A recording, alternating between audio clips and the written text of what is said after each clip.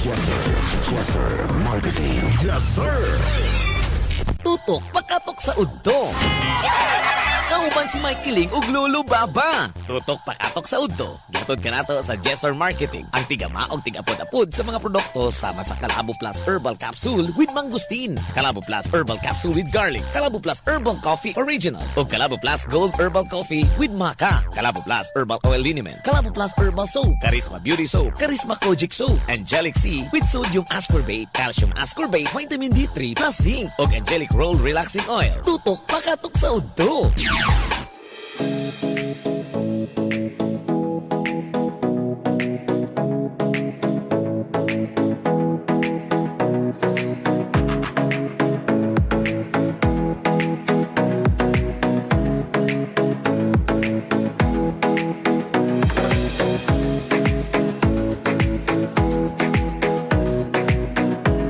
Pakatok sa udto padayon ta sa tuwang panaguban, padayon sa tuwang paglanog-lanog dinhi ato ang programa karong mga oras sa mga kabisyo my love so sweet ug pabati mo 0917-509-5493 again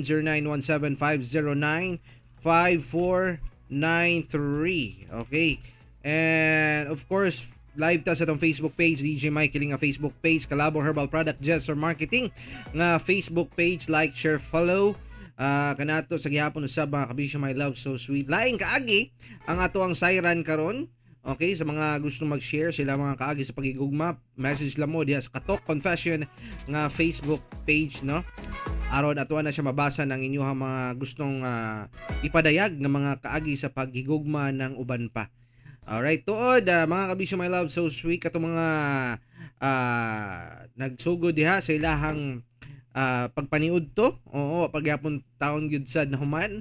O kung ganing aduna mo'y high blood, palit mo ani ato ang Calabo Plus with garlic, lemongrass, turmeric ug Calabo leaves ha. White o green ang color sa kapsula niini. Makatabang ni siya moalibyo sa high blood, hypertension, arthritis, rheumatoid, patol, fatigue, dengue fever, kidney ulcer ug uban pang mga balatian. Ipare sa Calabo with mangosteen para optimos ang kombinasyon. Calabo Plus Herbal Products ang pinakamayong food supplement ora mismo ang epekto. Tuyog ta sa ato ang kaduhang programa diri sa ato ang Katok Confession. Ala sige manukad ta niini mga kabisyo my love so sweet. Mabati mo kanato ha. Okay, kung sa inyo mahatag ng mga reaksyon niini, hala sige message lang mo. Pwede mo mag-comment diha sa atong Facebook Live sa gihapon usab. Maayong udto labi na sa mga kabisyo hinigugma natong naa sa mga lagyong dapit, no? Especially kato mga naabot sa tong pagsibya karong mga orasa. Daghang salamat sa inyong tanan. Ala sige. Lolo Baba, di ta maglangan. Ready na makani o ready na ka? No choice, ready na ba ka? Please hide my identity. Suspect siguro ni siya. Itago niyo lang ako sa pangalang Samantha. Nanay isa ka anak og ipon mi sa ako ang uyab nga itago pud nato sa pangalang Francis. For almost 4 years na mi og first time pud nako ning mag-confess. Atong year 2014 na ako'y nakaila diri sa among silingan pero di jud ingon duo lang among balay. Distansya pud okay man naman ni siya dayto tuman ni siya ni aging adlaw, no? Lain lang na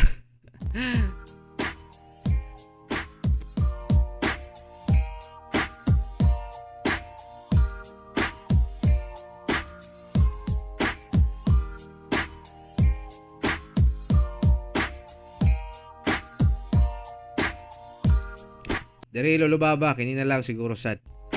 Natapos na pala yun.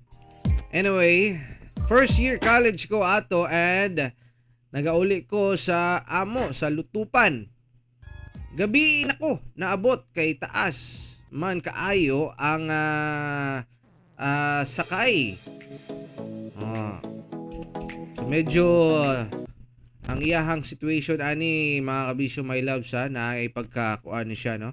Thrilling kumbaga. Agoy niya, alam ka niya ang inganya ba ha? Na pagka-thrilling ni siyang iyahang situation, Lolo Baba. Yagi ko sa mong tindahan para mukaon. Then diretso na ko sa mong pikas balay. Mga 100 meters ang kalayo sa among tindahan ug sa among balay. Motod tanaw TV para dukaon until nakatulog ko sa couch sa among sala. Kay mao majud to nga ako ang pwesto. Mga 1 AM na siguro to. Sa dihang nahibulong kog taman,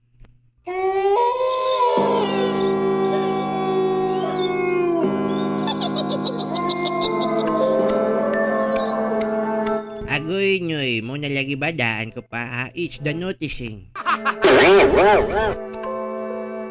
Nahibulong na ko kay naadjud ko'y nadunggan nga oink jud sa baboy.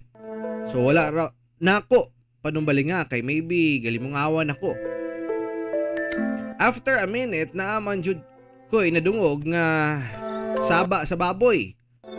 Unya duol na jud kaayo sa ako ang dunggan. Imo atong tiyan nagalburuto gigutom na po siguro ka.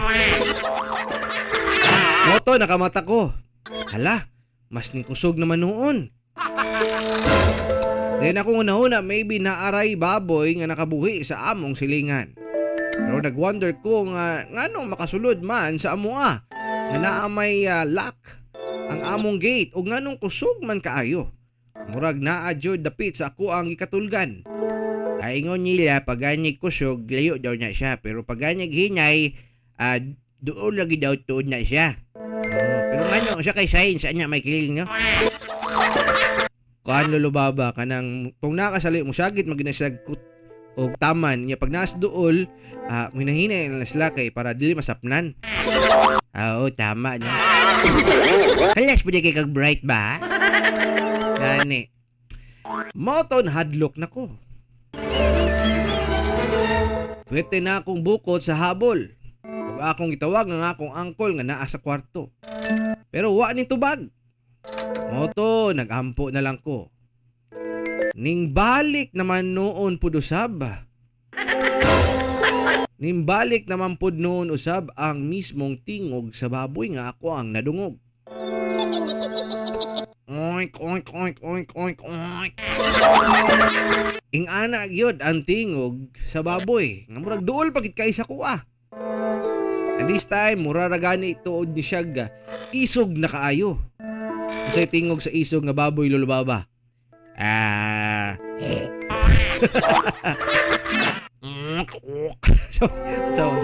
So may tingog na.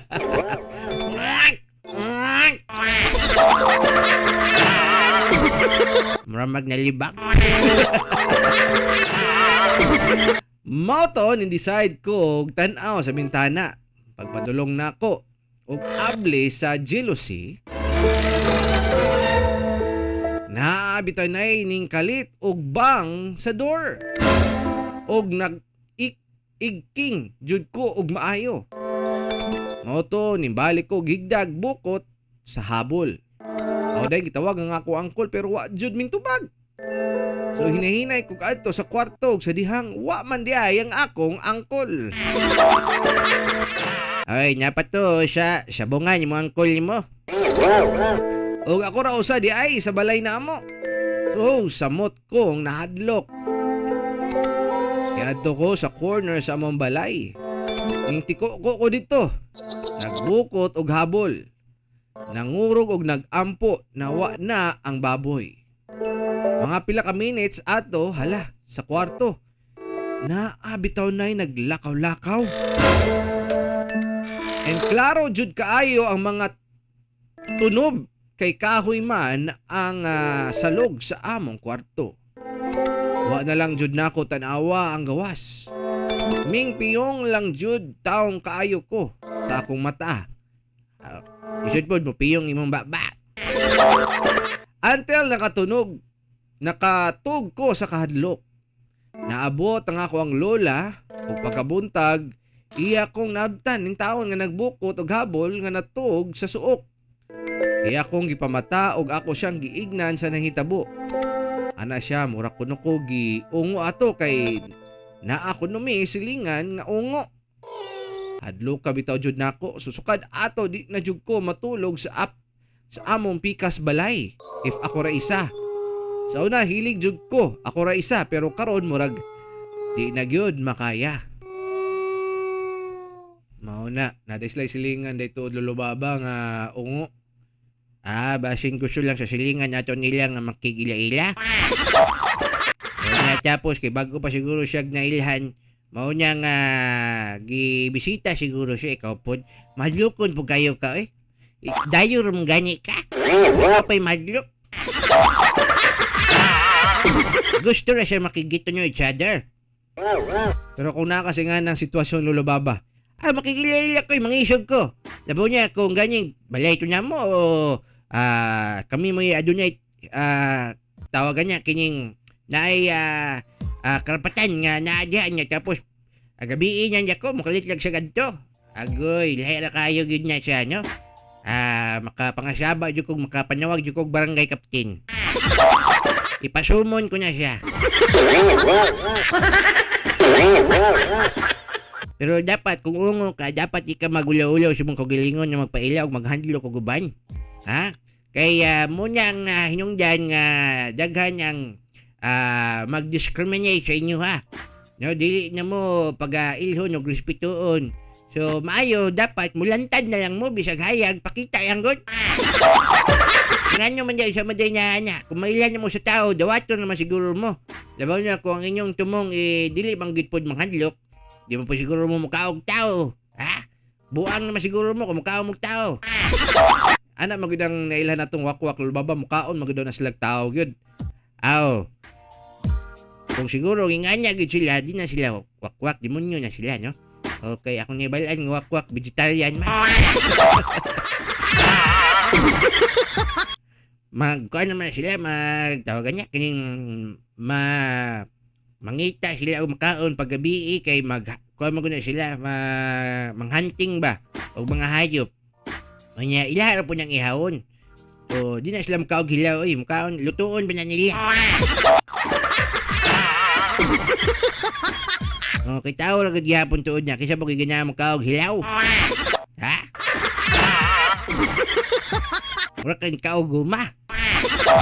Nya tapos pagbuntag mo kaog gulay. Unsa lamang yun? Wak tao, vegetarian. Di ba? Itong mga mabalitaan ng mga wakwak sa mga salida, makita natin nga nais lang kasigaran sa bukid. Kunya sa may kasigaran makaon sa bukid, di ba? Kamuti, mga gulay-gulay, o di ba? So vegetarian sila. Makaon gyapon sila og karne. Pero makaon gyapon sila og gulay. Di ba? Muna, nga ang ilahang kuan.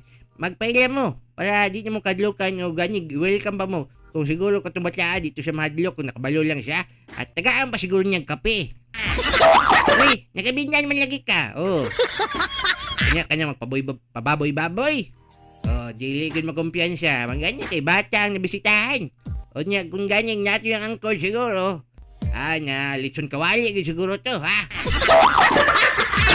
Anong nagpababoy-baboy?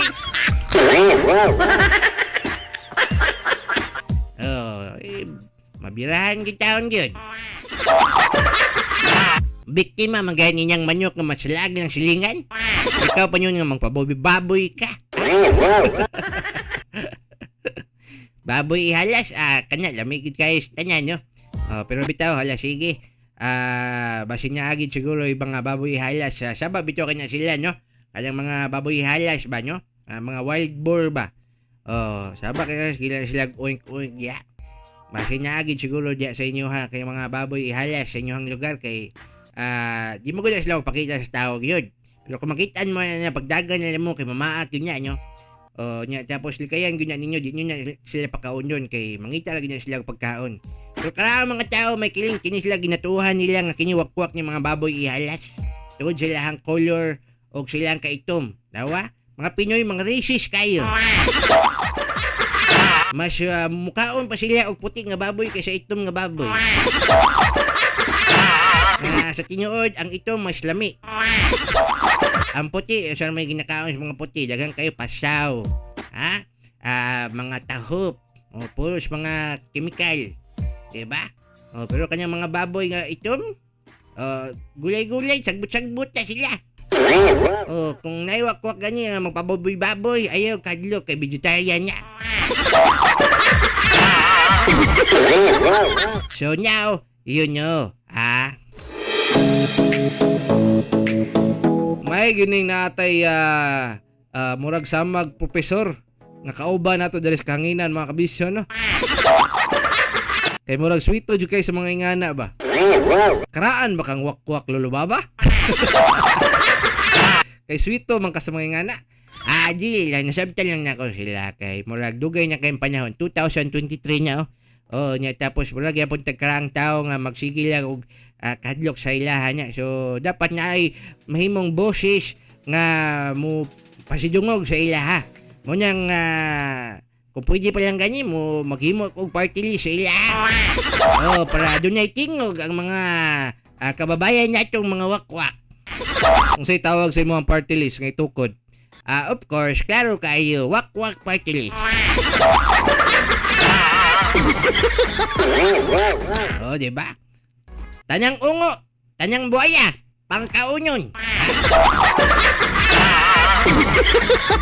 Para sa kalambo sa ekonomiya, pilya, wakwak party list.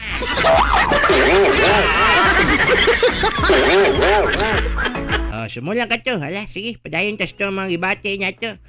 Alas 12:30 na gyud kining oras gato kanato sa Jesser Marketing ang tigama og tigapod-apod sa Calabo Plus Liniment Oil para sa panakit sa kalawasan, ulutyan, likod ug lutahan.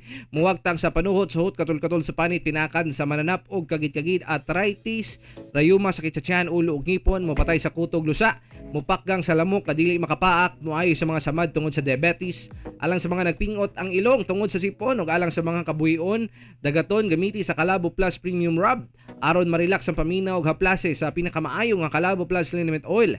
Ang kahibulungang haplas sa pagkaligo isabon ng Calabo Plus Herbal Soap. Kagid-kagid og pilas wagtang sa medicinal soap nga Calabo Plus Herbal Soap. For more information, contact Mr. Calabo Jesse Castro Serenobes sa 0930-973-6009. Padayon ta sa unahan doyo gihapon sa atuang panaguban diri sa atuang programang Tutok Pakatok sa Udto. Kauban ninyo kini gihapon si Mike Kiling. O kini, si Lulubaba, ha?